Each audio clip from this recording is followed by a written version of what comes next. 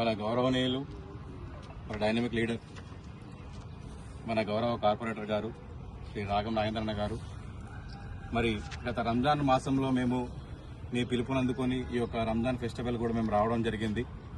వచ్చిన వెంబడే ఇక్కడ ఉన్నటువంటి పరిస్థితులను గమనించి మీరు విన్నవించగానే గౌరవనీయ కార్పొరేటర్ గారు మరియు ఆ రోజు రంజాన్ మాసంలో ఆ రంజాన్ పండుగ సందర్భంగా మీకు ఒక మాట ఇవ్వడం జరిగింది. దాదాపు 49 లక్షల రూపాయలు ఈ యొక్క ఈద్గా అభివృద్ధి పనుల కోసమై, ఎందుకంటే చాలామంది ఇక్కడ కింద కంకర రాళ్ళు, మట్టి అనేది వ్యవస్థల అస్తవ్యస్తంగా ఉండేది, చాలా ఇబ్బందికరంగా ఉండేది. కాబట్టి మీరు అడిగిన వెంటనే మీ అందరికీ కూడా ఇచ్చిన మాట ప్రకారం 49 లక్షల రూపాయల అభివృద్ధి పనులు అనేది ఇక్కడ జరిగింది. మీరు చూసుకోవచ్చు, ఇక్కడ ఎంత సుందరీకరంగా జరిగింది.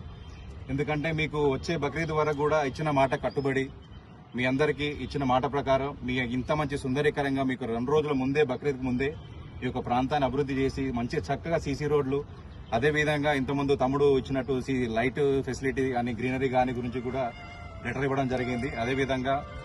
అదేవిధంగా మరి ముందు కూడా మన లైట్స్ కానీ గ్రీనరీ కానీ యోగా సంబంధించినటువంటి వస్తువులు కానీ దానికి సంబంధించినటువంటి కూడా మనకు సదుపాయాలు కల్పిస్తారు మన అన్నగారు. ఎందుకంటే అన్న మాట ఇచ్చిందంటే అది కంపల్సరీ నెరవేరుతుందనే నమ్మకం ప్రతి ఒక్కరికి జరిగింది. అలాగే కాలనీ సమస్యలే కాదు, అండర్ గ్రౌండ్ డ్రైనేజ్ కానీ సీసీ రోడ్లు కానీ కులమతాలకు అతీతంగా అందరినీ కలుపుకునే వ్యక్తి మన రాగం నాగేంద్రన్న గారు.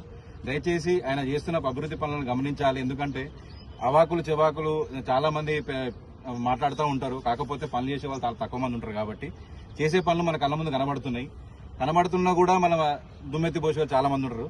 దయచేసి మన అన్నగారిని మనం ఇక ముందు కూడా మనం కార్పొరేటర్ కంటే ఇంకా నెక్స్ట్ లెవెల్కి మనం చూడాలని అనుకుంటున్నాము. దయచేసి ఆ విధంగా మనం అందరం కూడా ప్రయత్నించి కులమతాలకు అతీతంగా, ఎందుకంటే మధ్యలో చాలా మంది వస్తుంటారు పోతుంటారు, కాకపోతే మనకు పనిచేసే వాళ్ళు మనకు లీడర్ కావాలి మనకు. ఎందుకంటే నిత్యం ప్రజల మధ్యలో ఉండి ప్రజల సమస్యలు తెలుసుకొని తదనుగుణంగా సమస్యలను వెంటనే నెరవేర్చే లీడర్ మనకు కావాలి. కాబట్టి మీరందరూ గమనించి నెక్స్ట్ వచ్చే ఎలక్షన్ లో కూడా మీ యొక్క తోడ్పాటు, మీ యొక్క సహాయం, మీ ఓట్ల రూపంలో మీరు తప్పకుండా అన్నకు సపోర్ట్ చేయవలసిందిగా మనం చేసుకుంటున్నాను. ధన్యవాదాలు.